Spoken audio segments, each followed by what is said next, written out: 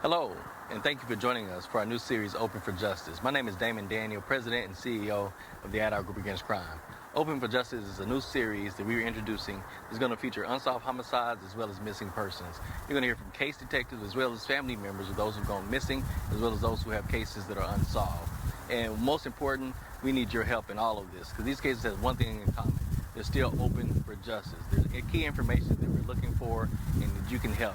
So keep tuning in and keep sharing these videos with your family, friends, and loved ones as well. Thank you so much for tuning in. Thank you.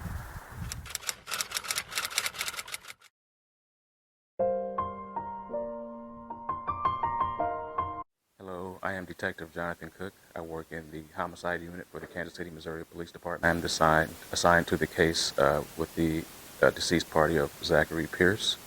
To give you a brief overview, on December 3rd, 2017, at approximately 23:46 hours, KCPD officers were dispatched to 40th and Walnut on a disturbance.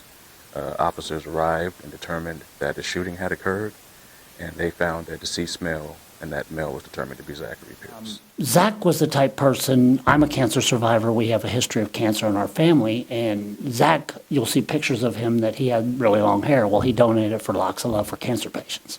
So he was not an angel by any means, but he was a really good kid. Oh, he took me to a Royals game and we got to see a Grand Slam together. Christmas especially. One year my wife bought these ugly onesies and all of us wore onesies and played cards all night and we had a ball. We owned a bounce house business, and like I said, Zach was our business partner. He was our manager.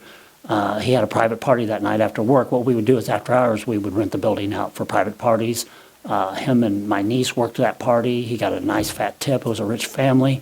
That was his Friday, basically. Sundays, he was off Mondays and Tuesdays. He dropped the money bag off at the house, told me what he'd taken care of, what I might look at the next day, drove home. 4 hours later, I get a knock at the door and he was gone. So in order to solve these cases, what I've learned is that it takes the community to do. Detectives investigate, but we need the community's help and cooperation in order to be able to solve these cases. This is tough because, like I mentioned earlier, that he helped me with high-tech stuff. He was helpful in the business. He was always there if you needed a helping hand. That's the way Zach was. You may not agree with him all the time. You may get in some disagreements with him, but if you needed him, he was there for you always, no matter what. He dropped whatever he was doing. He took a lot of pride in his work. Just everything about Zach, his sense of humor, really super high IQ.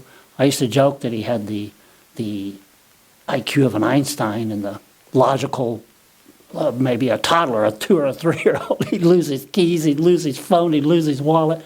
And I said, Zach, you're lucky you didn't lose your head and your butt at the same time. And he'd be like, why, Dad? I said, if you lost them at the same time, you might put them on the wrong end. He started laughing, that's sick, but that's funny, Dad. You put him in timeout and you come back 10 minutes later, you can go out now, Oh, it's all right, I'm reading a book. He was always reading. He had a really insatiable thirst for knowledge.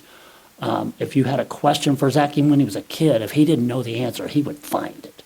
Even as he got older, if you called him and asked him something he didn't know, 10 minutes later, your phone's ringing. I found this, this is how you do this, I just think it's sad that this day and age, the youth, I think young people don't really understand the complexity of what happens with a gun. My message about gun violence would be to be mindful that a split-second decision has lifetime, life-ending consequences. Although you might be taking the life of one, you're affecting the lives of countless.